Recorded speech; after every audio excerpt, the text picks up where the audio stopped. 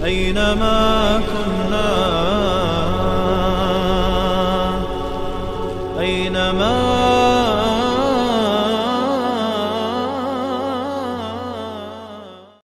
بسم الله والحمد لله والصلاة والسلام على رسول الله. اما بعد، السلام علیکم و رحمت الله و برکاته.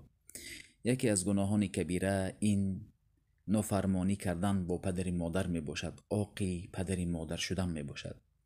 الله در قرآن گفته است الله شما را امر می کند که تا که الله را پرستش بکنید و با پدر مادر خود نکوکاری باشید، نکوکاری بکنید.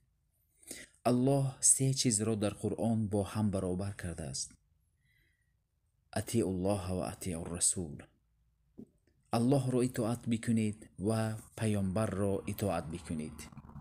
اطاعت هر دو با کسی که الله را اطاعت کرد و پیامبر را اطاعت نکرد، اطاعت او در نزد الله قبول نیست. و اینچنین اقیموا الصلاة و اتوا الزکات، نماز را برپا دارید و زکات را بدهید. و سومین، الله گفته است ان اشکر لی و لوالدی، مرا شکر گزاری بکنید و با پدر مادرتان شکر گزار باشید. ببینید الله چگونه بیان میکند در قرآن: واخفض لهما جناح الذل من الرحمه، میگوید با پدر مادرتان بال پری رحمت و نرمی کشایید.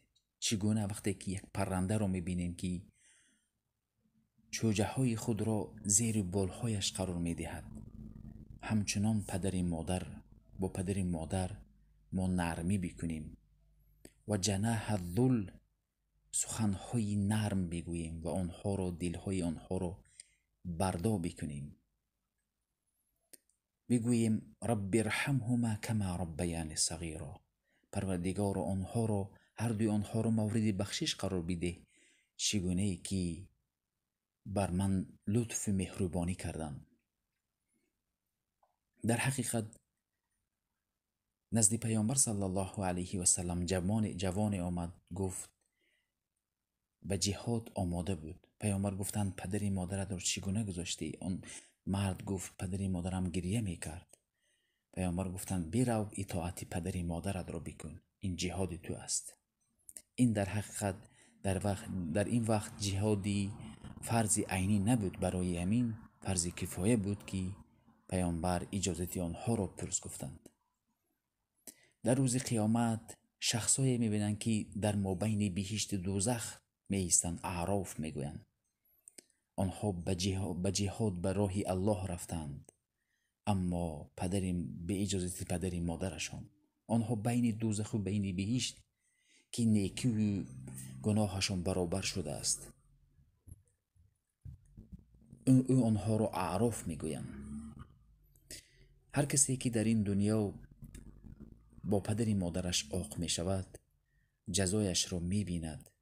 پیامبر صلی الله علیه و سلم گفتند لعنت شده کسی است که پدر مادرش را دشنام داده است.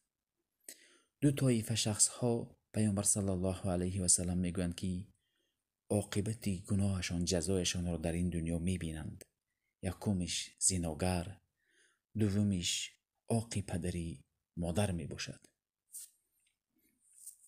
میبینیم که جریج در بنی اسرائیل بود. یک مردی بود که بسیار عابد بود. وقتی که مادرش می آمد می گفت ای جریج، اما این جریج در نماز بود و جوابی مادرش را نمیداد، پاسخ نمیداد. دو بار آمد مادرش، سوم بار آمد، بار سوم پاسخ نداد جریج. مادرش گفت بار الها، این پسری مرا با تهمتی خشک روبرو گردان که با یک زنی بغی، زناگر روبرو بکن، او را تهمت بکند. دیر نگذشته یک زنی حامله می شود و در بین دیارشان می گوید که من از جریج حامله شدم. مردم می آیند این جریج را لط و کوب می کنند. این دعای مادر بود که جریج با مادرش نافرمانی کرده بود. در حقیقت بعضی شخص ها عاق پدری مادر شدند، خودشان نمی دانند. باید بترسند که جزای آنها در این دنیا داده می شود و توبه بکنند و با پدر مادر خود با نرمی سخن بکنند، حتی پس از مرگ دعا بکنند، استغفار بکنند، از نام آنها صدقه بکنند تا که پدر مادر را رضاگیش را دریافت بکنند. این بود یکی از گناهان کبیره، عاق پدر مادر گشتن می باشد. السلام علیکم و رحمت الله و برکاته.